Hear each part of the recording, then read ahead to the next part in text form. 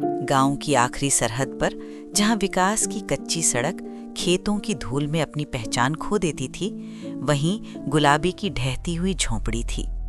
मिट्टी की जर्जर दीवारें मानो गरीबी के बोझ से झुकी जा रही थीं, और फूस की छत इतनी झीनी थी कि चांदनी और बारिश दोनों ही बेरोक टोक अंदर चले आते। गुलाबी एक खेतीहर मजदूर था, हड्डियां गला देने वाली मेहनत करने वाला, पर तकदीर का ऐसा मारा कि जितना कमाता उससे ज्यादा कर्ज की दीमक उसे चाट जाती।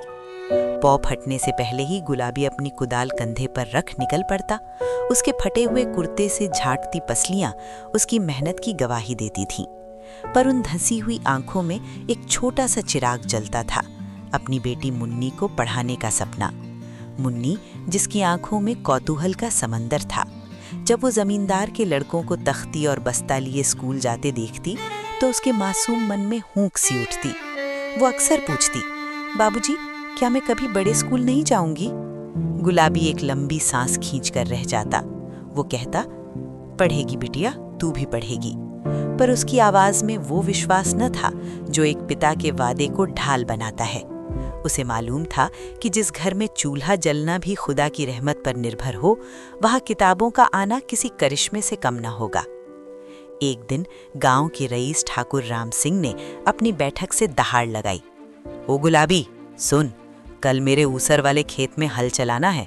दिन भर पसीना बहाएगा तो 100 रुपए मिलेंगे, पर याद रहे, सूरज ढलने से पहले कमर सीधी की तो फूटी कौड़ी न मिलेगी। 100 रुपए? गुलाबी के कानों में ये शब्द किसी संगीत की तरह गूंजे।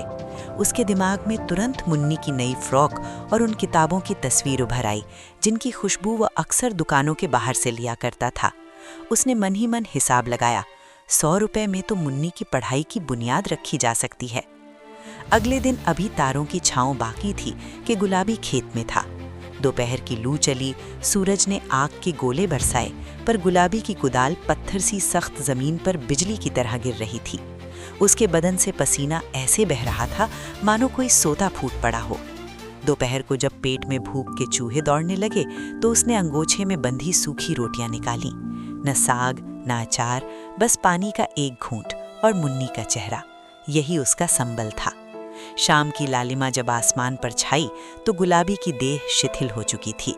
हाथों में खून से भरे छाले उभर आए थे, पर दिल में एक संतोष था कि आज की मेहनत मुन्नी के भविष्य का रास्ता साफ कर देगी। वो थका हारा ठाकुर की ड्योढ़ी पर पहुंचा।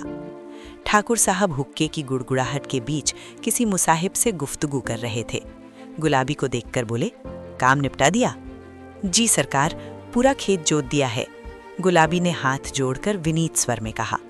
ठाकुर ने मुनीम की ओर इशारा किया। मुनीम ने बड़े बेमन से अपनी थैली खोली और 50 रुपए गुलाबी की ओर उछाल दिए। गुलाबी ने कांपते हाथों से नोट गिने और सकपका गया। मालिक, हुजूर, आपने तो 100 रुपए का वचन दिया था।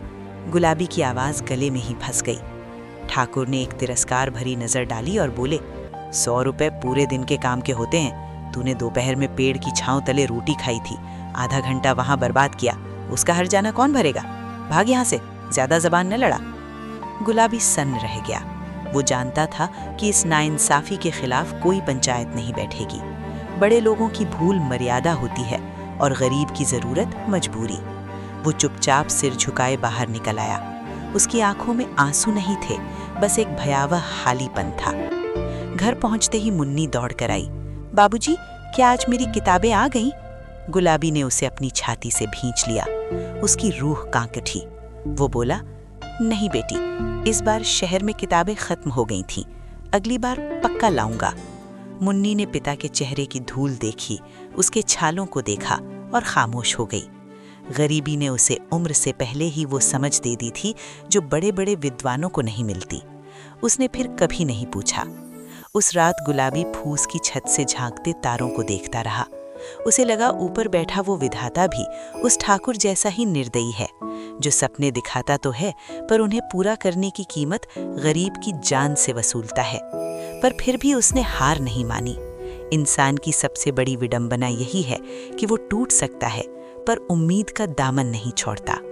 गुलाबी का सपना अभी मरा नहीं था, वो बस एक अगली बार के लिए टल गया था। दोस्तों, अगर आपको ये कहानी पसंद आई तो ये चैनल सब्सक्राइब करना मत भूलना।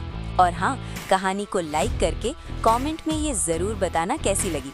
ठीक है, फिर मिलते हैं किसी और कहानी में। तब तक के लिए बाय बाय।